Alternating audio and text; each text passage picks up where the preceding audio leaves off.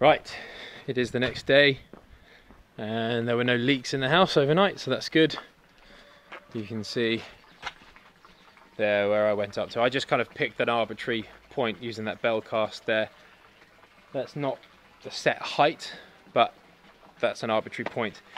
On the map, on the elevations of what I'm working from, I need to be 2.7 meters from the bottom of the building to the start of the roof, of the pitch of the roof. So basically from down there somewhere, from down there all the way up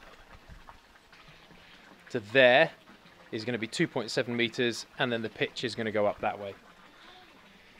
What we're going to do, because it's still relatively early in the morning, don't want to upset the neighbours too much before making a whole load more noise and mess, we're going to pause on this bit for now, pause on making this channel, and we're going to start clearing the garage, because the garage is going to be completely knocked down and that's going to disappear and we're going to rebuild it. So what we're going to do is we are going to empty the whole lot out of all the stuff that we've got up there,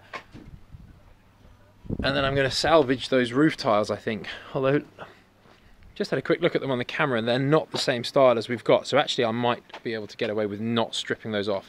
If they were the same roof tiles, I would save them.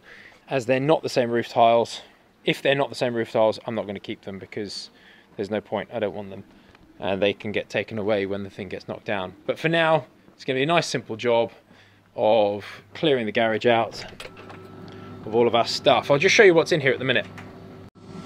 So it's a bit of a utility space at the moment. Got my bicycle and a few other bits. We have cleared the majority of it out, actually.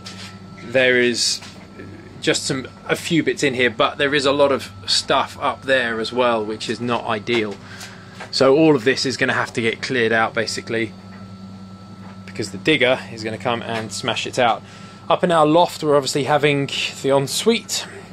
That is the shower screen for the ensuite. It is huge and it is seriously heavy, so that's going to be the worst part of moving all this stuff. The rest of it is not actually too bad. We can get rid of it quite carefully.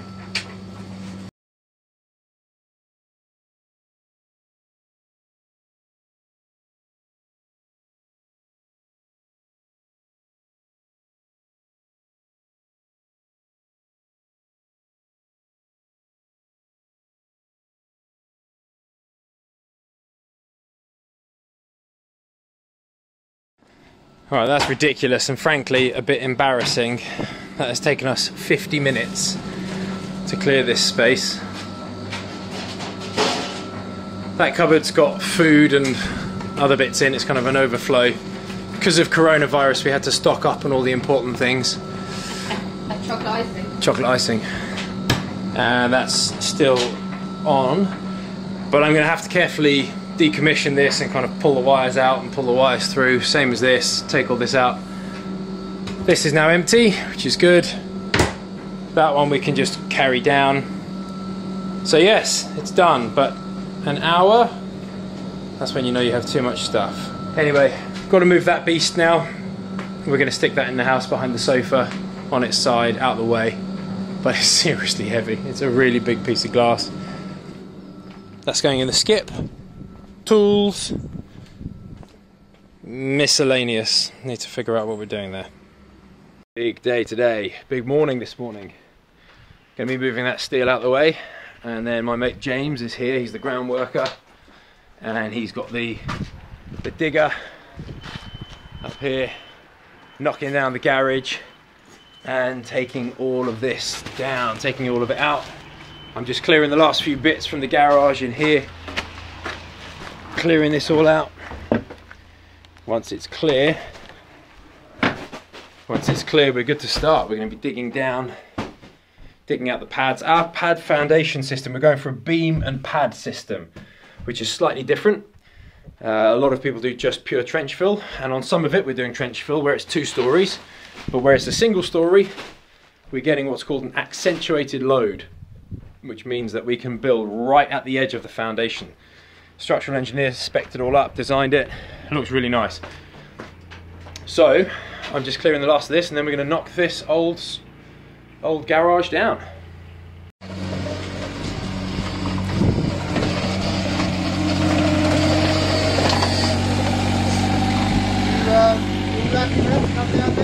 Yeah, mate.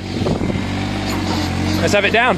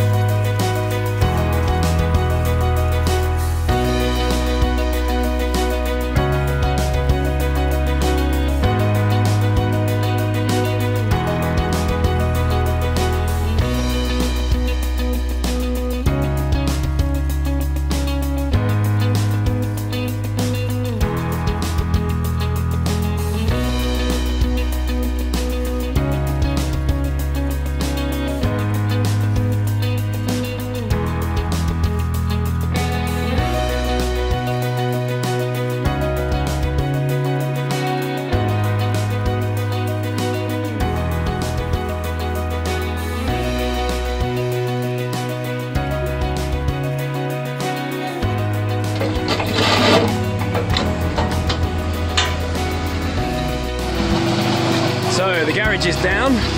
Now we're just clearing it all to the side. We're going to have a grab lorry come and take it all away ultimately. And we're just going to pile it all up on here. But we're just clearing through so we can get the digger down there.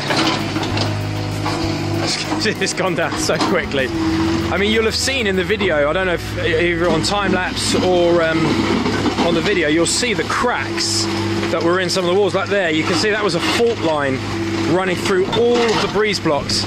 And that's what happens when you don't put a foundation on a wall.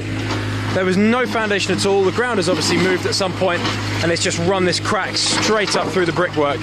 And then it was basically being held together by pebble dash.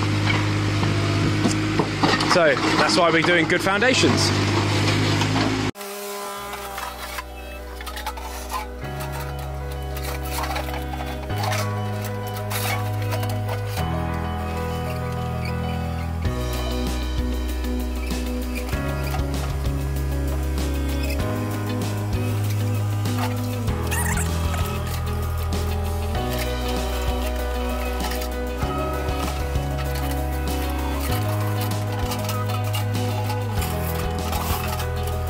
So this was just a little old conifer that was at the corner of the pond. Tiny little roots, absolutely no issue for building or anything like that, that's fine. Now we're just taking up all this old soil and oversight here.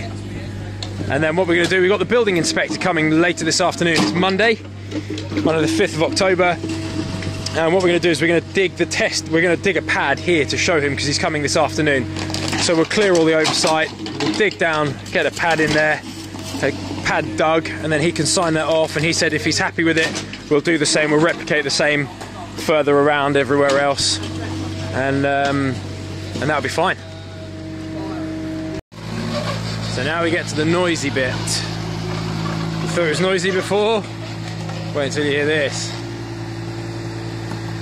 To be fair, it should be quite soft actually, because a lot of the sand under there is pretty knackered.